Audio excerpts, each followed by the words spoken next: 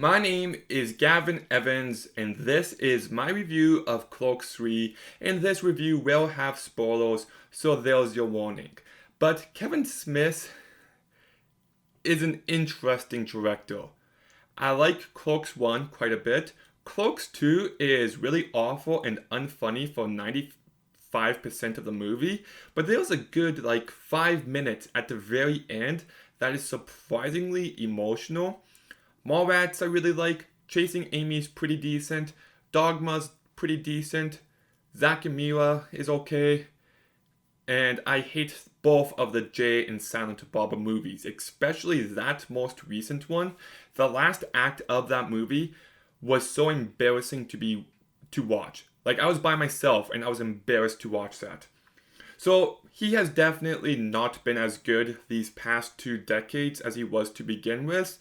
But I heard some good things about this movie. I heard it was surprisingly emotional. So I decided to give it a chance. And the first minute of this movie, I wasn't expecting to feel as nostalgic as I did. When he pulls up to the gas station and he takes the gum out the lock and Welcome to the Black Parade is playing, I'm just like, I'm actually getting the feels here. But then when Welcome to the Black Parade picks up and it turns into a walk song, it doesn't quite match what's going on with the screen. The song goes from having very little energy to a lot, and the movie doesn't equal that energy. So I'm like, okay, that feels a bit off. Maybe that first minute isn't going to be the entire movie. Maybe it's not going to be that good. And then Randall started talking to that one guy, and I'm like, holy shit, this movie is going to be atrocious, isn't it? And indeed, that was the case. Wow, this movie is absolutely terrible. And I think the biggest issue with it is that it's just simply not funny. I only laughed one time in this entire movie. There's so many jokes and there's so many references, but not a single one is remotely clever or funny. Anytime somebody mentions crypto, it sounds like that Steve Buscemi meme where he's just like, how you do, fellow kids? It just sounds like an old man trying so desperate to sound relevant and cool and hip and all that, and it's just very cringy. There's this one character who's a Christian to begin with, but then he turns into a Satanist, and I thought that was just atrocious and was never funny once. There's a scene where Silent Bob explains why it's going to be in black and white, and it's supposed to be this, oh my goodness, Silent Bob is hilarious here, but it was the most pretentious thing I've ever heard, and just garbage. And yeah, this movie just did not work for me. The performances I heard some people praise, and I'm on the complete opposite side of them. Brian O'Halloran, I think, is never great in these movies, but he does his job well enough. But here, he bites off way more than he could chew. He's absolutely atrocious here. He doesn't even hit the slightest fraction that he needed to for the big emotional moments. It was a terrible performance. Jeff Andrewson, I really like in the first Clerks. I think that's actually a very underrated comedic performance. But here, I'm just going to say the obvious. I'm going to talk about it a bit more later on, but it's been almost 30 years. He's aged a lot, and he's still acting the same way. And he goes from a funny, rad kind of guy to just kind of pathetic here, and I don't think he hits those comedic bits at all. There is one line delivery at the end, which, if you know the movie, you know which one I'm talking about, and just no. Jason Mewes, he's actually the guy who made me laugh the singular time I did in this movie. Because he's practicing his lines for the movie, and he's so over the top and is acting like he's in Shakespeare, and that's the one time I laughed. And actually, he's not bad in the rest of the movie. He's pretty consistent with how he's always been. But do you know who's not? Kevin Smith himself. He's terrible in this movie. I remember his performance having a bit more subtleties in the past, But here it's just so over the top. And it felt like a guy just, it felt like a first time acting job. Then you've also got Trevor Foreman, who plays the one character who turns into a Satanist, and I found this guy to be just unbearably annoying. And it doesn't help that he's always covered head to toe in makeup like he's in the band Kiss, and it just makes him unpleasant to look at whenever he's on screen. It's just, can we get someone who looks like a normal human being though? You've also got Marilyn Galati, who's returning as Veronica, and yeah, I think this is a terrible performance. She has one big scene and she is not good. And of course, you've got your cameos. You've got Sarah Michelle Gellar and Freddie Prinze Jr. and Amy Sedaris and Justin Long and Ben Affleck. And they're all given weak material to work with, especially Amy Sedaris and Justin Long. Like, their material in the hospital is painfully unfunny. And then we've got the story, which is another huge issue with this movie. I'm tired of this trend where instead of showing growth or progression in characters, you do the complete opposite. And that's what we get here, because it turns out Dante's fiance and his unborn kid from Clerks 2 died shortly after that movie, and he's been depressed ever since. And it's just, who decided to take the franchise in that direction? Who thought that was a good idea? You know, I'm okay with it for more dramatic stories, but these are meant to be comedies, and it takes away any bit of care I could have in these characters, because if Dante was a father and a husband and he actually grew and matured, that would be such a refreshing change to these movies. But instead, he's the exact same person. There hasn't been any growth between them in 30 years. And it's fine if sequels come out shortly after the first one and they're still the same characters like Wayne's World or whatever, but for 30 years and just the exact same things, the exact same conversations, it's just not funny. And the references in this movie to Star Wars and The Mandalorian I thought were really cringy, but I just came from liking these characters to just finding them to be sad and pathetic people that I could not connect to in any way. At least the second movie leans into that a bit more, but here it's just, I think these characters are so terribly written.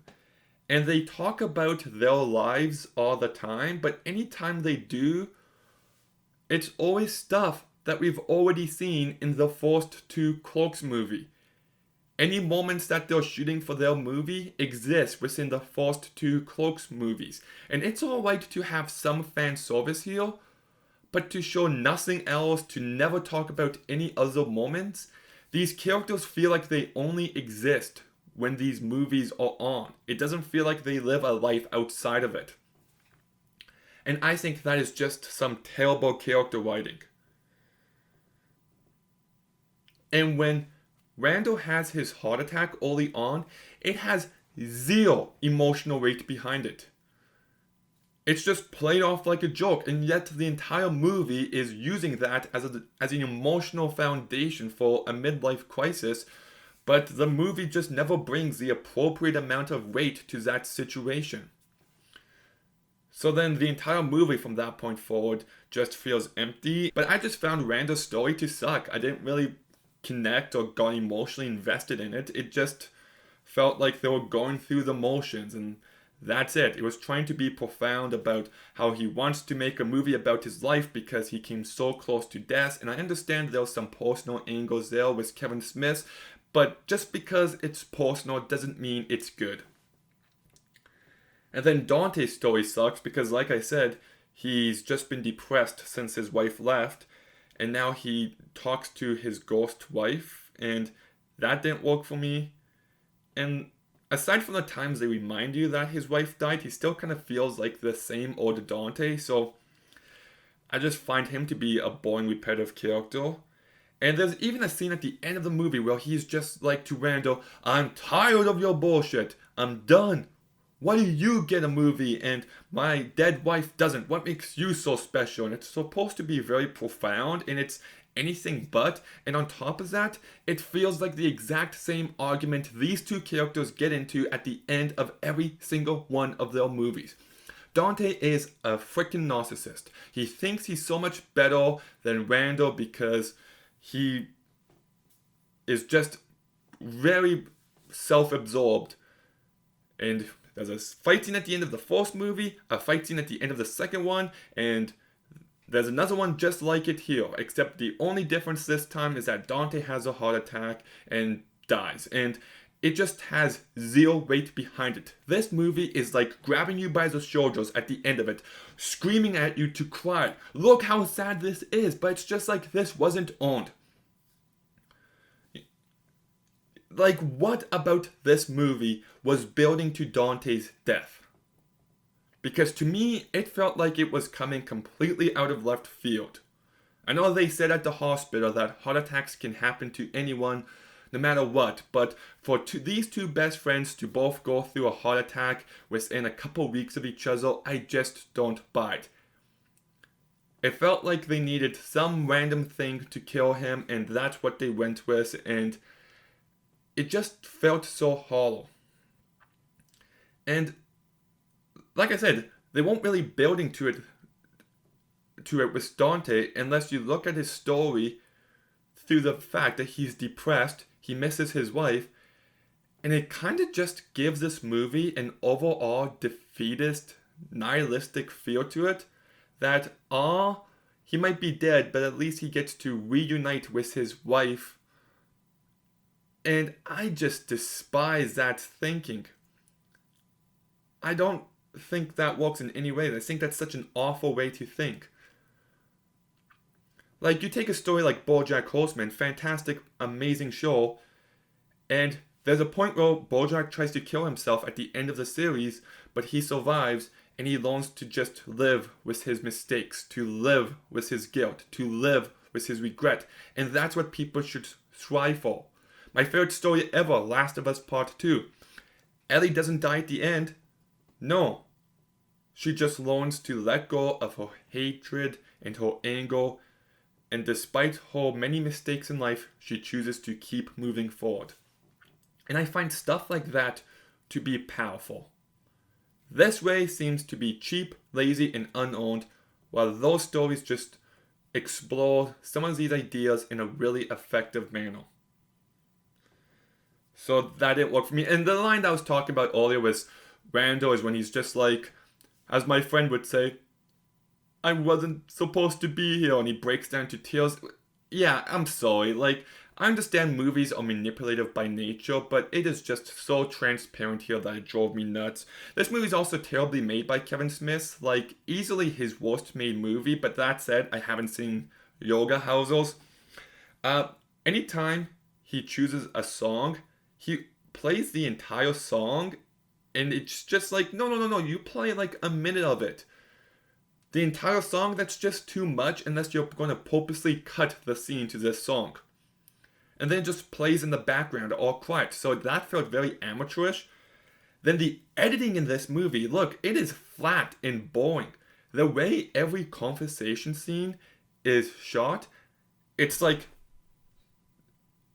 and then goes to the other person and cuts back and forth, but it just does it in a way without any sense of rhythm or pacing to it. I can't really explain it, but I thought it was terribly edited, and apparently Kevin Smith did that himself. And this movie has something I complain about all the time, and it's that clean digital look. I don't like it. You watch the first movie, it works because it's black and white. It's got budget restraints, but they use it to their advantage, and the low quality charm really works for that movie. Here, it just doesn't. But I do not recommend this movie. I didn't find it funny at all. I found the story to be atrocious. No matter how hard this movie tries, it's never even remotely emotional. The characters are terribly handled and the performances are just so bad. Yeah, Kevin Smith, he just doesn't got it like he used to. So anyways, I'm going to go ahead and give Clerks 3 a 1 out of 10. The one Kevin Smith movie I haven't seen that I've heard some good things about is Red State. I gotta check that one out one day. But anyways, did you see Clerks 3? What did you think about it? Let me know in the comments down below. Make sure you like, comment, subscribe. Stay tuned for some more videos soon. And Gavin